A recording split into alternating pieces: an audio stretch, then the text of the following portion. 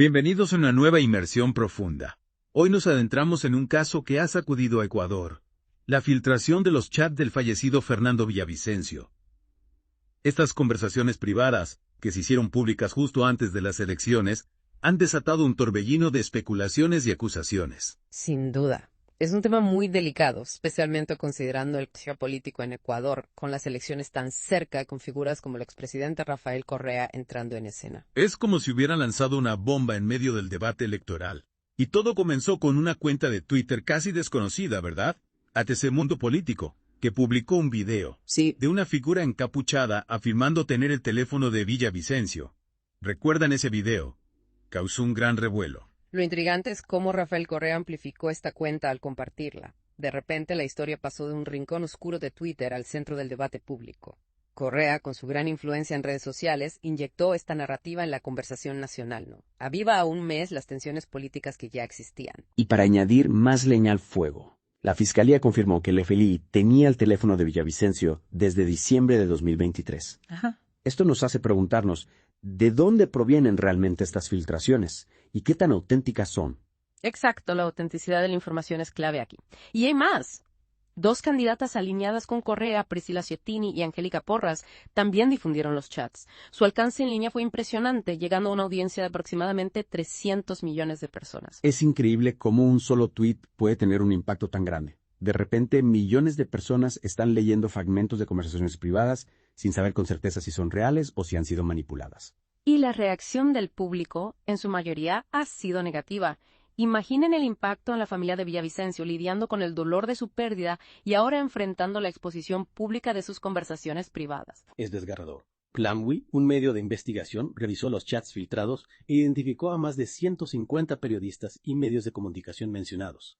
Esto genera preocupaciones sobre la seguridad de estas personas, especialmente en un país donde la violencia contra los periodistas es una realidad preocupante. La Mesa de Articulación para la Protección de Periodistas, la MEAPP, ha identificado al menos 30 periodistas en alto riesgo debido a sus conversaciones con Villavicencio sobre temas sensibles. Hablamos de crimen organizado, corrupción, temas que Villavicencio investigaba con valentía. Los chats se compartieron durante 48 horas a través de una cuenta de Google Drive con la dirección anonymusecuador46@gmail.com.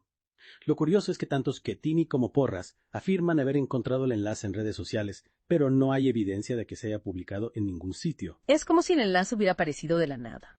Y esto nos lleva de nuevo a la cuestión de la autenticidad. Para determinar si los chats son genuinos, se necesita una extracción forense, como obtener una copia digital exacta del teléfono, y valores hash como huellas dactilares digitales que verifican si un archivo ha sido alterado. Sin estas pruebas, siempre existe la posibilidad de manipulación. Es como un rompecabezas con piezas faltantes. Y para complicar más las cosas, hay versiones contradictorias sobre quién filtró los chats. Anderson Boscan, de La Posta, afirma que Cristian Zurita, amigo de Villavicencio y su sucesor como candidato, hizo una copia con ayuda de un hacker. Y Zurita, a su vez, culpa a la policía. Es difícil discernir quién dice la verdad. Determinar el origen de la cuenta de Gmail, lo que podría conducir al responsable de la filtración, es técnicamente posible, pero requiere una experiencia muy específica. Es una situación compleja y llena de incertidumbre. Y mientras tanto, la información filtrada, sin importar su autenticidad, se está utilizando como arma política. José Serrano, otro aliado de Correa, ha aprovechado los chats para acusar a Villavicencio de varias irregularidades. Imaginen el daño que estas acusaciones pueden causar a su reputación, incluso después de su muerte. Las consecuencias personales son devastadoras. La hija de Villavicencio, Amanda, denunció públicamente la difusión de los chats como una campaña de desprestigio. Es desgarrador ver cómo se está utilizando la memoria de su padre y conversaciones privadas como arma arrojadiza en un contexto político ya de por sí complejo y polarizado. Y para colmo, Xavier Jordán, un fugitivo de la justicia con vínculos con el crimen organizado, ha utilizado los chats filtrados para presentarse como víctima de persecución mediática.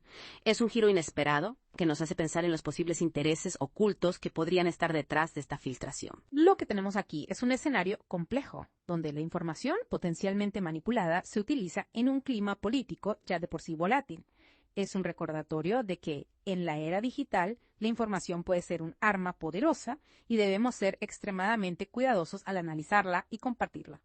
Retomando nuestra inmersión en la filtración de los chats de Fernando Villavicencio, es crucial analizar el contenido de estas conversaciones. Recordemos que Plan WE identificó a más de 150 periodistas y medios de comunicación mencionados. Esto plantea serias preocupaciones sobre la seguridad de estos individuos. Claro, es alarmante pensar en la cantidad de personas que podían verse afectadas por esta filtración. La MIPP, esa organización que mencionábamos antes dedicada a la protección de periodistas, ha señalado que al menos 30 periodistas podrían enfrentar un riesgo mayor por sus conversaciones con Villavicencio. Y no olvidemos que estas conversaciones tocaban temas muy sensibles, ¿no? Crimen organizado, corrupción. Exactamente, temas que eran el centro de la labor periodística de Villavicencio y que lamentablemente lo convirtieron en blanco de ataques. Y aquí es donde la incertidumbre sobre la autenticidad de los chats se vuelve aún más preocupante. Si bien no podemos confirmar si se ha manipulado, la posibilidad de que se haya alterado información para perjudicar a ciertas personas o impulsar agendas políticas es una sombra que se cierne sobre todo este asunto. Es como si estuviéramos caminando sobre arenas movedizas. No sabemos qué es real y qué no. Y esto nos lleva a un detalle que ha generado mucha controversia, la fecha de última modificación de algunos chats. Gabriela Moncayo, del Departamento de Comunicación Social de la Fiscalía, publicó una captura donde se ve que algunos chats, incluyendo conversaciones con la propia fiscal Diana Salazar, fueron supuestamente modificados el 4 de noviembre, justo antes de la aparición del video del encapuchado. ¿Qué te parece eso? Es un detalle sumamente sospechoso. Plantea la pregunta, ¿quién tuvo acceso a estos chats? ¿Y con qué propósito se modificaron las fechas? Recordemos que la Fiscalía afirma que el FBI tiene el teléfono de Villavicencio desde diciembre de 2023. ¿Podría haber habido una filtración desde allí? ¿O se trata de una copia manipulada que circula por otros medios? Las preguntas se multiplican y las respuestas parecen escurrirse entre nuestros dedos. Y si hablamos de copias y filtraciones, no podemos olvidar las versiones contradictorias sobre el origen de todo esto. Anderson Boscan, de La Posta, apunta a Cristian Zurita, quien asumió la candidatura presidencial tras el asesinato de Villavicencio. Boscan afirma que Zurita hizo una copia del contenido del teléfono con ayuda de un hacker. Zurita, por supuesto, niega estas acusaciones y a su vez culpa a la policía por la filtración. En este punto es difícil discernir quién dice la verdad.